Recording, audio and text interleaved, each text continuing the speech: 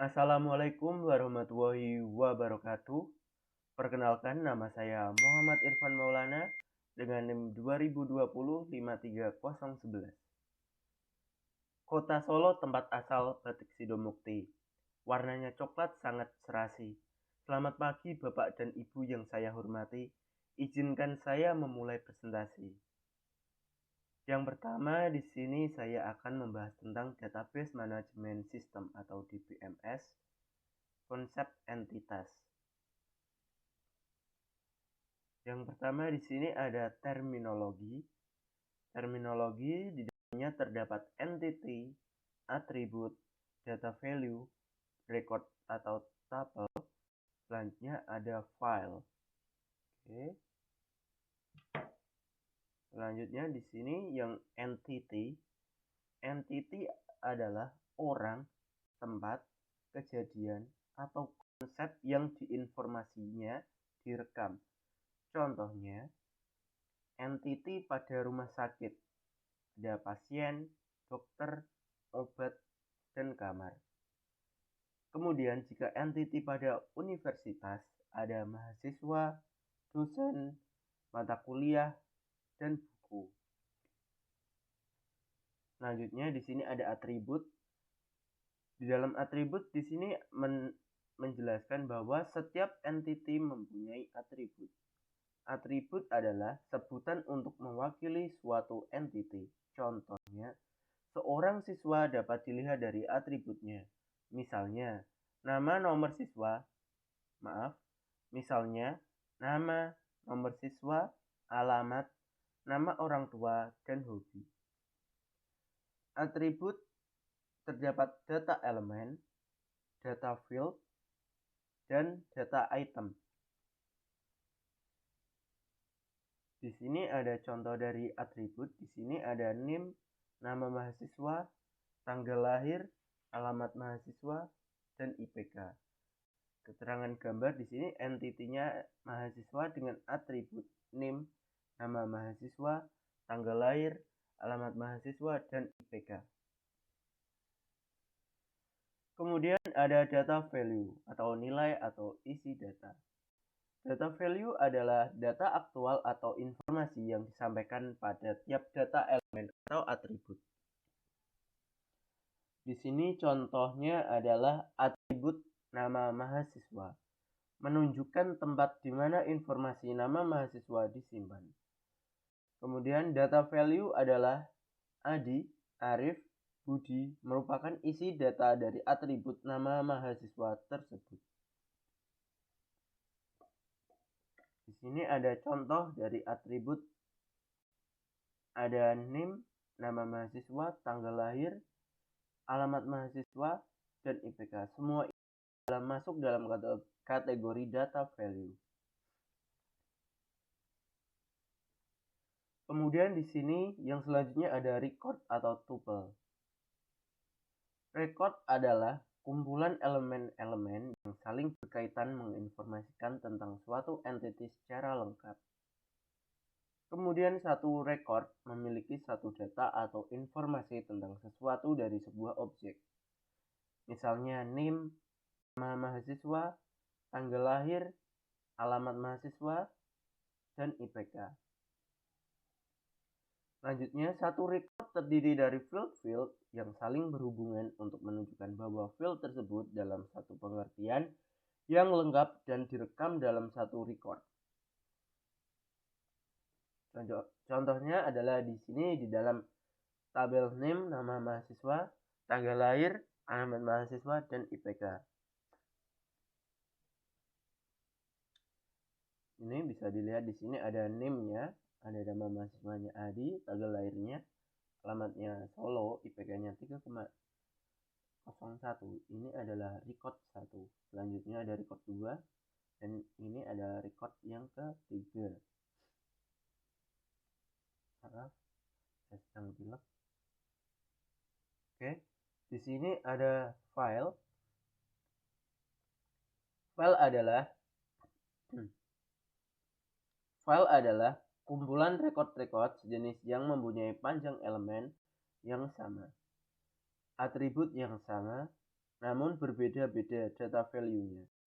Dalam satu file terdapat rekod-rekod yang sejenis, sama besar, sama bentuk, merupakan satu kumpulan entity yang seragam.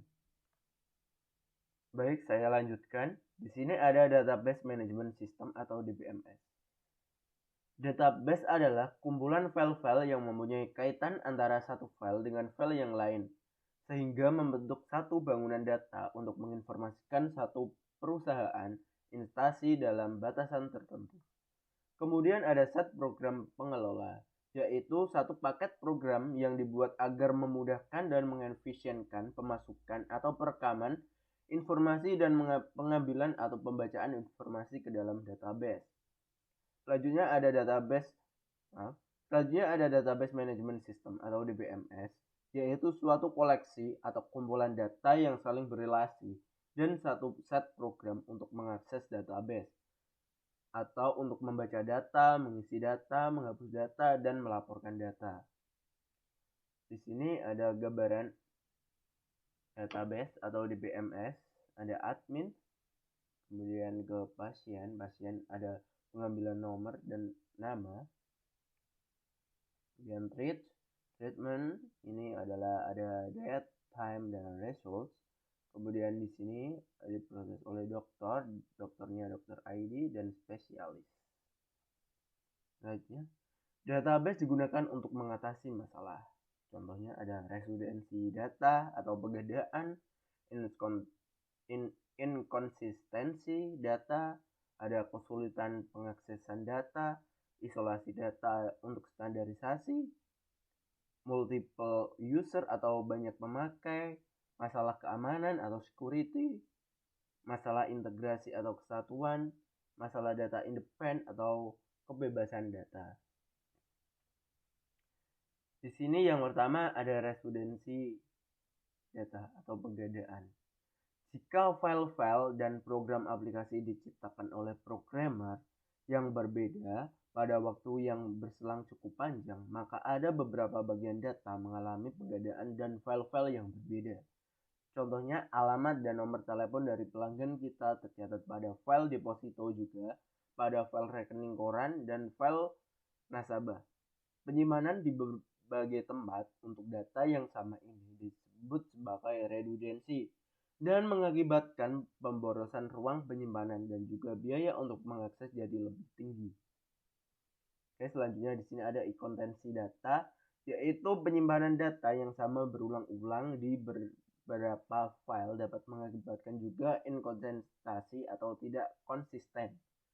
Contohnya, bila suatu ketika pelanggan tersebut pindah alamat dan nomor telepon, maka seharusnya ketiga file yang membuat data tersebut harus diubah atau diupdate. Bila salah satu saja dari file yang mengandung data tersebut terlewat diupdate, maka terjadilah tidak konsistennya tadi.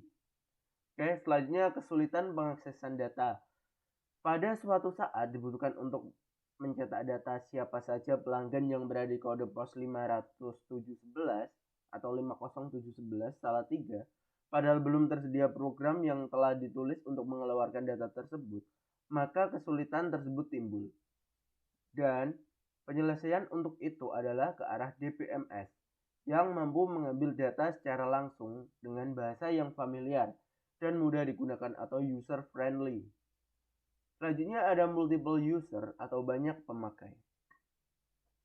Salah satu alasan mengapa database dibangun karena nantinya data tersebut digunakan oleh banyak orang dalam waktu yang berbeda, diakses oleh program yang sama tetapi berbeda orang dan waktu. Dalam rangka mempercepat semua daya guna sistem dan mendapat responsi waktu yang cepat.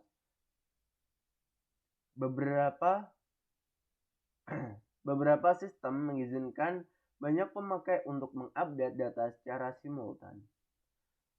Yang selanjutnya ada masalah keamanan atau security. Tidak setiap pemakai sistem database diperbolehkan untuk mengakses semua data. Misalkan, data mengenai gaji pegawai hanya boleh dibuka oleh bagian keuangan dan personalia. Tidak diperkenalkan bagian gudang membaca dan mengubahnya. Keamanan ini dapat diatur lewat program aplikasi yang dibuat oleh pemrogram dengan menggunakan password atau user level untuk setiap pengaksesan data. Selanjutnya ada masalah integrasi atau kesatuan. Database berisi file-file yang saling berkaitan. Masalah utama adalah bagaimana kaitan antara file tersebut terjadi. Meskipun kita mengetahui bahwa file A berkaitan dengan file B, namun secara teknis maka ada file kunci yang mengaitkan kedua file tersebut. Selanjutnya ada masalah data independen atau kebebasan. Bagaimana kita mampu menciptakan di mana antara program aplikasi dan database pada keadaan terpisah, sehingga perintah-perintah dalam paket dari BMS bebas terhadap database. Namun, perlu pula dipikirkan bagaimana bila ada syarat terhadap database yang ada. Misalnya, syarat pengambilan uang tabungan bank adalah harus disisakan paling minimal 25.000. Syarat ini tentu dimasukkan dalam database yang dibangun saja. Namun, bagaimana bila suatu ketika syarat itu telah bergeser dari syarat 25.000 menjadi 50.000? Di sini program aplikasi dan database yang telah dibangun haruslah diubah dan ini menunjukkan ketidakbebasan program yang dibuat terhadap database.